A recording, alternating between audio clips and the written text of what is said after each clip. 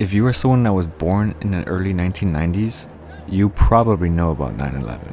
But for someone like me, I was born after 9/11, so I had no idea that it happened. Throughout those years, Google has been flooded with images of the Twin Towers, but not the images that you expect. And ever since this tragedy, I feel like everyone forgot about the beautiful interior design inside the Twin Towers. But I'm not here to waste your time, because you most likely know what happened, and that's not what we're talking about today. We're going to be talking about Konstantin Petrov, the electrician who took interior photos inside the Twin Towers when no one was in there. Konstantin was a retired butterfly swimmer. He won a bronze medal at the 1988 Summer Olympics and a gold medal at the 1987 European Aquatic Championships. In 2001, Konstantin got hired to be an electrician at the World Trade Center. In the summer, Konstantin took hundreds of photos inside the Twin Towers. Mostly were just hallways, cabinets, offices, and the outside view. Keep in mind, when he was taking these photos, no one was around. He was one of the only people that were in there, which I think makes these images look beautiful, but also liminal. Now, I don't want this to be a liminal space video, but I just can't help and think how disturbing these images are. Not in a scary way, but in a sad way, mostly because we know what's gonna happen, and we know that these places no longer exist. Just knowing the history behind these images just makes it liminal and sad, if that makes sense. My favorite part about this research is the camera that's being used, and that is the Nikon Coolpix A80. The Nikon Coolpix is a 3.3 megapixel camera with a 2.5x zoom, released in August 28 in the year 2000. Coming from a camera that was released that long ago, the picture quality is not that bad. The photos look really sharp and really high quality, and it doesn't even look like it was released 30 years ago. It almost feels like you're actually there, alone in this big office building. And I'm so glad that he took these photos, because I had no idea that these existed. I thought the Twin Towers were just big office buildings. I had no idea that there were restaurants, retail shops, and other office companies.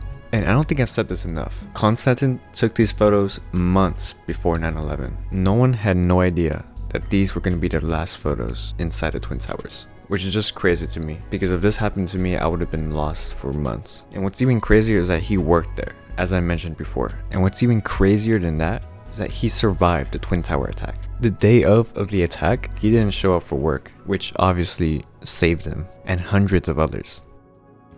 Okay, now we're gonna see all of the photos that I'm talking about. Starting with my favorite. This photo is literally what describes New York. The sunrise hitting the walls in the background and the white interior in the back too. It just speaks 90s to me. And I think what makes it sad is that it's almost like an end of an era in a way. Because think about it, when was the last time you seen anything similar to this? The colors, the design, and everything else it matches perfectly. Even if the photos are just random pictures, like this one, it's just someone's office desk. But this office desk tells a story.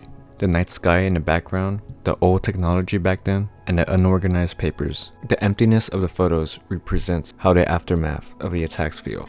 Emptiness and loneliness. And that's why I brought up the liminal space thing. Liminal spaces are supposed to make you feel like you're isolated, or that you've felt this experience before, or a strange feeling that you never felt before, or most importantly, nostalgic. That's exactly what this feels like to me. Even though I've never stepped foot in New York ever, these photos just make me feel like I should have been there. And no, I do not mean 9/11. I mean being inside the Twin Tower in general. But that's how I feel with every liminal space photo. It feels nostalgic and it feels like I'm supposed to be there, or I was supposed to be there. Not just the Twin Tower photos. Even though this wasn't Petrov's motive, I'm still glad he took the opportunity to take these photos. Sadly enough, when I was researching this, I found out that Konstantin passed away in a motorcycle accident just a year later after the attacks. But what's confusing about this is that for some reason, Google AI said that Konstantin died during the 9/11 attacks, which was pretty odd. Considering the fact that Petrov's friends would tell us that he would ride his motorcycle all the time, I don't believe it. And while researching more about this, it was confirmed that Petrov's friends were the ones that released the photos, not Petrov, because he passed away. So these photos were just sitting there, gathering dust for all these years. And that's why I'm obsessed with these photos. Because for over 10 years, we had no idea that these photos existed.